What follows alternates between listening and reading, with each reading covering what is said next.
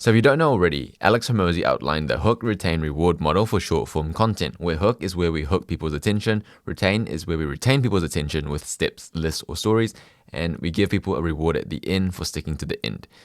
And sometimes we do an ask. In this video, I'm going to watch one of Alex Hormozi's short form pieces of content and analyze what he does in the video well, and whether or not he follows his own framework. So let's get started. When you're starting out, you want to capture as much proof as humanly possible. All right, so that was his hook. When you're starting out, you want to capture as much proof as humanly possible. Now, this is a great hook. Why? Because a lot of people on the TikTok app are starting out. So when they hear Alex Hormozi speak as though they're speaking to them, then they feel like some sort of connection with Alex Hormozi. So for my hooks, I usually use one of three things, right? I either use competence, connection, or curiosity. These are one of the three things that I use. Here he's using connection. He's connecting with the viewer. He's giving a very relatable circumstance that many viewers are in. So therefore, great hook, people are engaged. So hook, done. Let's move on to what he does next to see whether or not he follows his retain section accurately or according to his model. Oops. Give you 4 very good things that you can do to make your proof more compelling.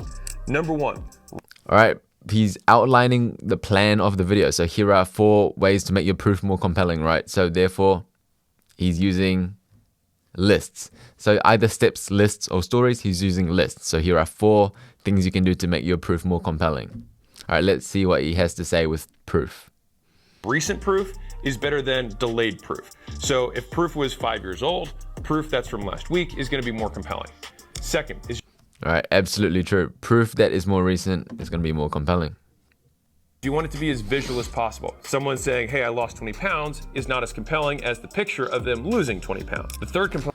That's what I'm trying to tell you guys. If you can show, not tell, it's going to be way more compelling. Like Olympians showing off their medals, that's going to instantly signify proof.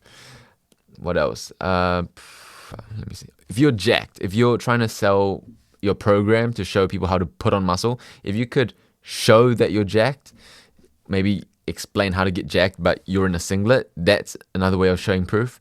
So showing's always going to be better than telling, but you can always do both. But showing, it's like implying it. For proof that I'll give you is you want high volume. And the nice thing is that most businesses actually have a lot more proof than they know they do. They just never capture it. If you have 100 5-star reviews on Yelp, that's like a mediocre Yelp account. But if I screenshot 100 of those and then I frame them and I put them on my lobby wall from floor to ceiling, it's overwhelming the amount of proof that is. And the fourth element. Yeah, if you can make it feel overwhelming, that's another great play. Also, if you can show that you can be consistent and like replicate results for yourself and others, then that's also more evidence, more proof. Of proof is that you want to capture pain. The pain relates to the customer or prospect where they're currently at. If you start with pain, they relate to the person, and then you can take them through the story of them getting the result. So that's the entire video. Going back to the pain thing, that's the connection part again, right? If people relate to you, then they're more likely going to believe that you can take them from A to B. So they're going to believe you and trust you more. All right, and he didn't really do a reward at the end. So he did the hook, retain, but not the reward. And I wrote a list of other proofs you can do to make it more believable on my computer. And I'm just going to share them with you. Not that you asked. But if you could have proof where you're in person, and although it's hard to do this in content because you can't really be like in person with the viewer, but you can do this with like people who you know are real people, like talk show hosts or news. If you can meet up with them and show them proof in person to that person, then therefore indirectly it shows that you can pull off the proof for people watching on the screen. Second thing you can do, live. If you can go to a live talk show host and say the interviewer is really interrogating you and you show that you can handle yourself well, that's proof that you can handle yourself under pressure. So in live is another one.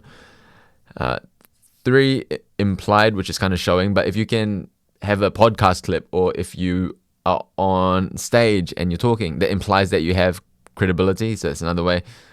If you can take results from one extreme to the other extreme, for example, if you can go from 0 to 100% in a test, that shows that the person watching could watch your stuff that you're teaching and go from 40 to 60, say.